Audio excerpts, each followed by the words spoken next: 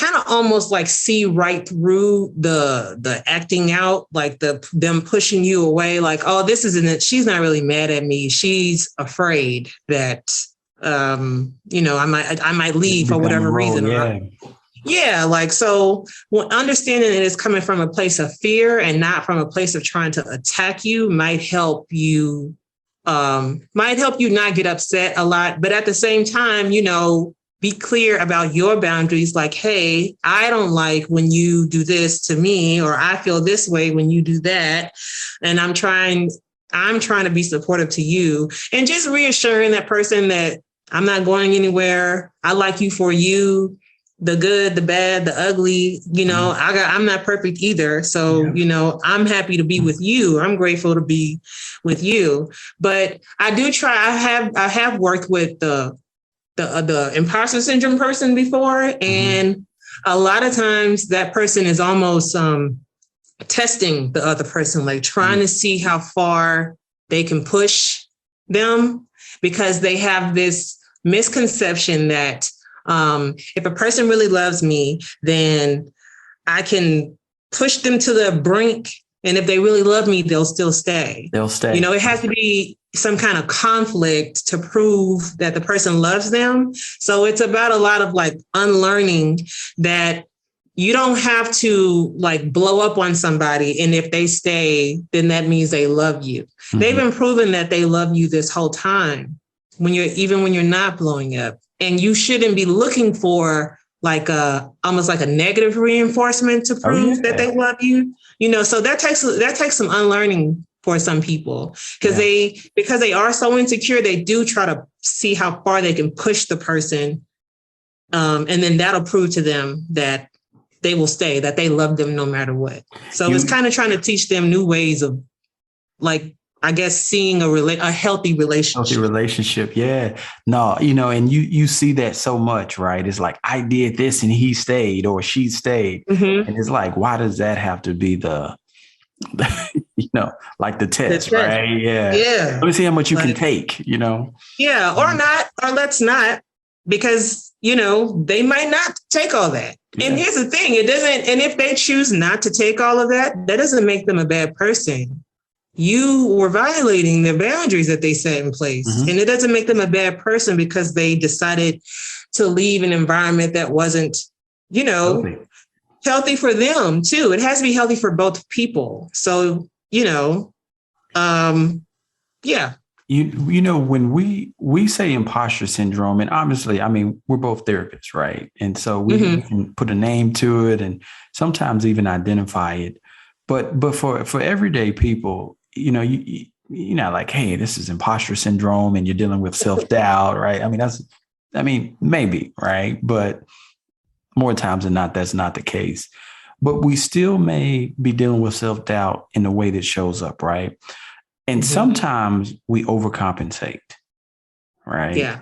Like, and you used to hear this growing up, right? The loudest person in the room, or, the one that's the most, I need to be front and center, all of these things. And not to say anything's wrong with that, but sometimes that's a front, right? Whether they're trying to prove to us or just prove to themselves, it's still a way of overcompensating, right? Right. How do we overcompensate, specifically when it comes to imposter syndrome? Are there any specific ways that, for someone who may not have the words to call it imposter syndrome, but can identify some of these external ways that, either themselves or others may be overcompensating, right? Covering up for their own self-doubt. What does that look like? In a relationship, I think that can look like one person feels like they have to be perfect all the time. Like they have to look perfect. They have to present perfect. Like women, they got I've seen it in a lot of movies. I don't know about anyone who does this in real life, but the woman who does her makeup gets up extra early and does her makeup before the guy wakes up so she can look like Beyonce woke up like this. He need to see you rusty and crusty, sis. Like if he ain't accept you then with your bonnet, he don't accept you. He don't deserve you. Yes, in the bonnet. Okay, you're not gonna drive my edges to look cute for you. No, the bonnet's cool if we in the house. Just don't the house. I'm in a sleep. I'm in a sleep in the house in your bedroom. Okay. You know, that's another podcast for another day. Should I leave the house or not? But when he sees you in it at home, in the comfort of your own home, and it's time to go to bed, then but there are some women who feel like they can't do that because if he sees the quote real me, he might not like me anymore.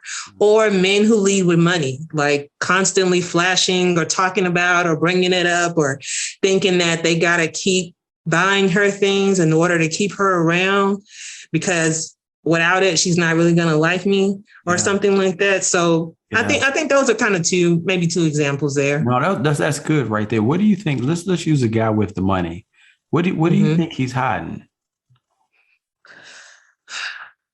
Like if he's hiding, I think he's hiding what he thinks he should be hiding, which he might not need to be hiding at all. Like, I don't know, like it could be anything. Some guys are insecure about their height. Some guys are insecure about their way that they look. Some guys are insecure about, I don't know where they come from or what kind of job they have. So they feel like this is the only way. And then they probably just like look at other examples. Although the guys with the money are the ones that get the girls, you know. But if you can, like, what a little secret, guys. Like another way to a woman's heart is her stomach. You can cook. Yeah, it's a plus. You need to have a little money, but it's still a plus. I'm not saying you don't need to have none, but you shouldn't. You should be that should be like a compliment to who you are. Absolutely. You should be leading with who you are, what your values, what your morals are, what you believe in, and just your personality. You should lead with that, and everything else that comes. If you have money, if you are, I don't know, chef or really funny or whatever, all of those things should just be a plus. But she should like you for you. Yeah. What about, would you say the same is true for women? Like using the example, and I know we talk about this on TV, right? You waking up extra early. It may not be that extreme, but it may be, you're not feeling comfortable, right? Yeah. I mean, if you feel like you have to hold your breath around him or like you really can't be yourself until after the date is over, like that's a sign that you are.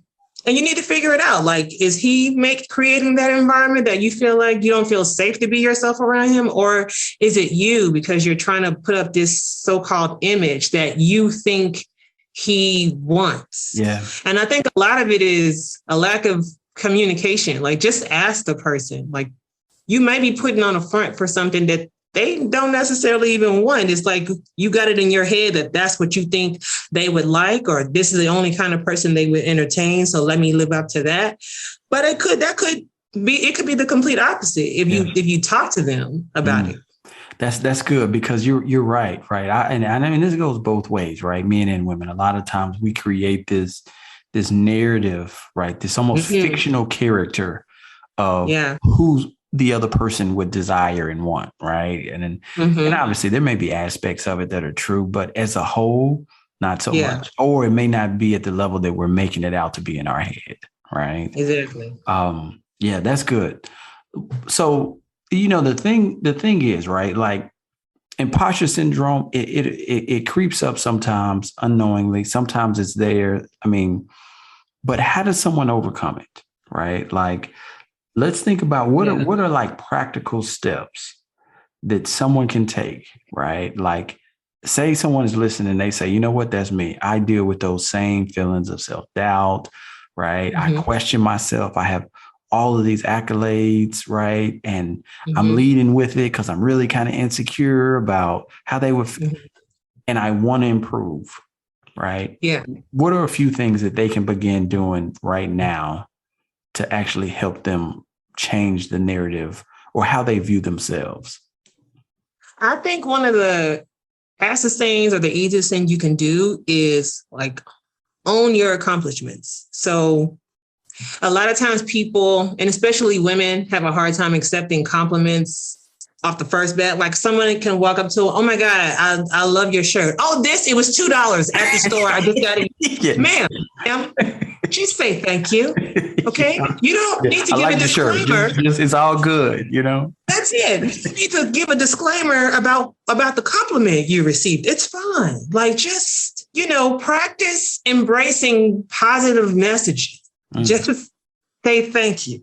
Take some of that pressure off. But all the things that you're good at. If you know you're smart and you're at the top of the class, or you're super creative, own those kind of things. Don't push those off. Don't brush them off. Don't sweep them on the rug like, this is just what I like. You'd be surprised, like what you like or what you're interested in. Some people will have to pay other people to do those things, and it comes natural to you.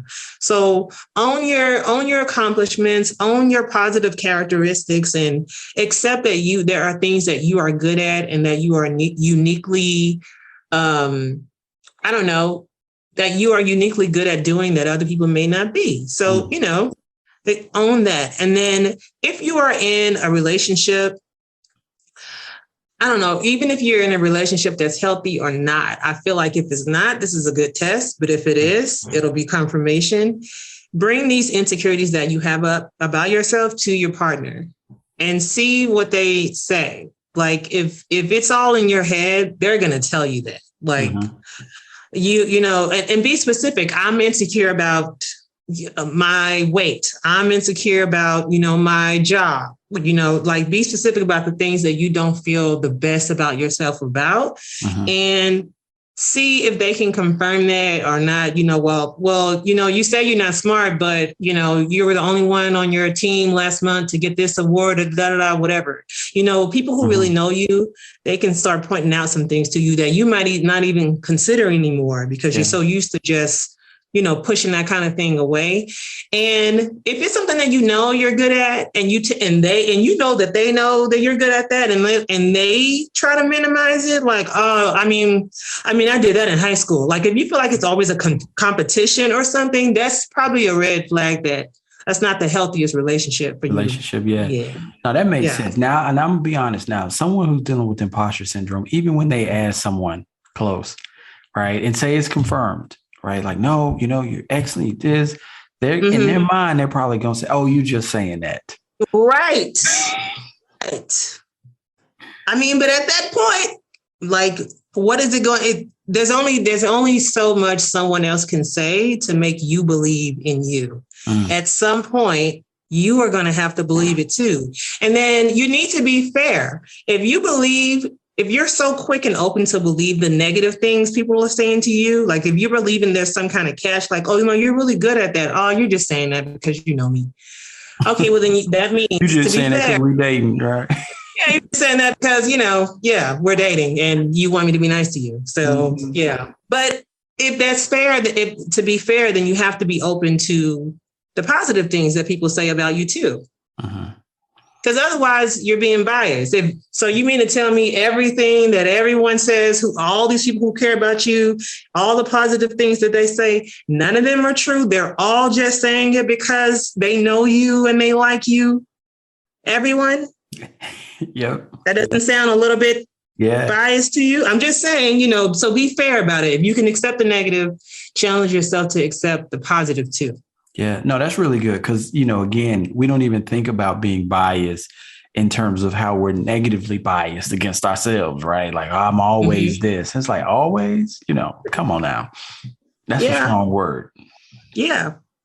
Anything else, imposter syndrome, and I know we're just touching the surface, right? But is there anything else that you believe people should know about imposter syndrome and how it really impacts us from a relationship perspective?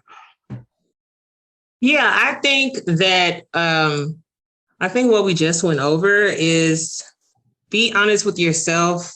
Take a moment to look at yourself to see, and this is not a beating yourself up activity or exercise, and I think what's more challenges is owning the good things that you're good at, the things that you get compliments on all the time, and just trying to see if it's really imposter syndrome, like if it's really that person, is it the other person that's making you feel that way, or if it's you. I think that's it. And I think we have to be, or people should be like aware of trying not to push people away. Like if you're looking to get into a relationship, like try not to do things to push people away, even though you said this is the exact kind of person that you want. And, like you said, they're checking all the boxes, but you find one flaw, you find one thing, and now they're completely disqualified from being a good partner for you.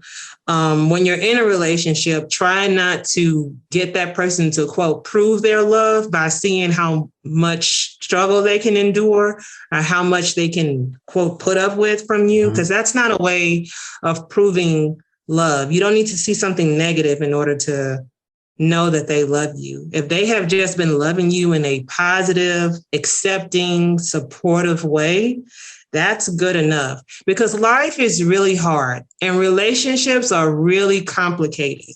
Some of my clients and even my friends joke with me and tell me that dating is the ghetto, but marriage is hard too. Like, here's the thing, it might not be a 1-star ghetto, but to the girls, like, you still be stressed out about having somebody's son. Like, let me just say, okay? Yeah, it's no walk in the park.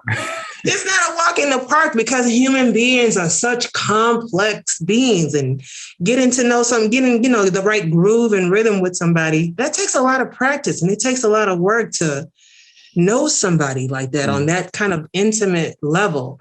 So life is going to throw things at you automatically. So you don't have to go out of your way to complicate that by testing them. Like, the test will be how you two come through that together, how you support each other through the tough times together. You don't have to test each other, because life is going to test you whenever. That's good. Listen, because somebody out there I know is like, dang, I'm testing him right now. Yeah, don't test them out of your life, though. Be careful, because you can push somebody past their limits to prove that they I don't know, they deserve to be here, or they're never gonna leave you. But you can actually just push them away altogether because they feel like they don't deserve to be treated like that. Yeah, it almost sounds like when we like confirmation bias. Right? Push them, and then they leave, and you say, "See, I told you." But no, that's not it. And here's the other thing I would say: love is a risk. If we knew who was and wasn't going to hurt us before we got into the relationship, like, forget a prenup. I wish there was that. Like, that's what you really need, to know who's going to hurt you, who's not, waste your time, all that. But the only way to find true love is to take a risk. Human beings are full of flaws, so anybody has the potential to disappoint you and hurt you. But remember, so do you. You have the potential to hurt other people or disappoint them as well, because nobody is perfect. So just show up as the best way that you can, and just hope for the best. Try your best. Keep your boundaries when you see something. Oh, that's what I wanted to say too. Talk about the little things while they're the little things before they become the big things. That's another tip for people already in relationships. Yeah. So because they're not going anywhere, right? They're not. People just think a lot of times that if I just sweep it under the rug, or, it's time, time heals all. No,